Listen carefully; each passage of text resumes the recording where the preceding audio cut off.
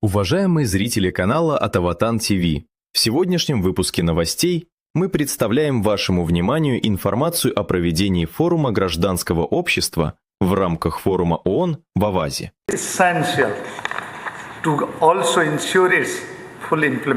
В национальной туристической зоне Аваза в рамках третьей конференции ООН по развивающимся странам, не имеющим выхода к морю, также проводится форум гражданского общества.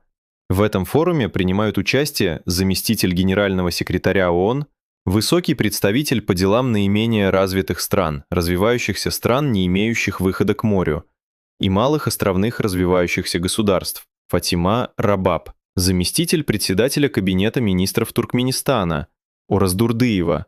председатель Национального центра профсоюзов, а также высокопоставленные представители международных организаций, гражданского общества и развивающихся стран, не имеющих выхода к морю.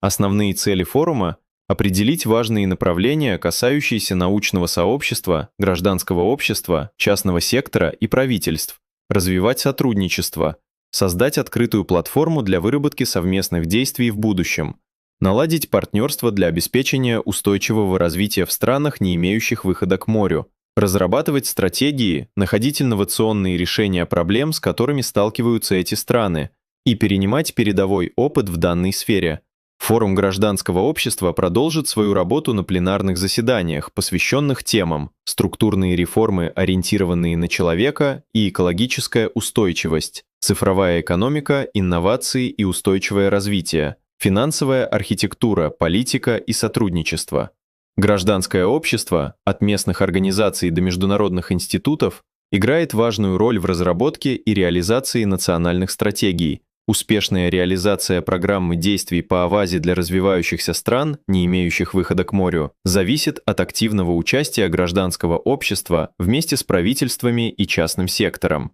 Этот форум предоставляет гражданскому обществу широкие возможности для обмена опытом, выдвижения предложений и формирования повестки дня устойчивого развития в рамках реализации программы действий по Авазе для развивающихся стран, не имеющих выхода к морю, совместно с высокопоставленными представителями стран мира и ООН, а также с основными заинтересованными сторонами. Наряду с ведущими мировыми СМИ в форуме принимает участие и группа Атаватан Медиа,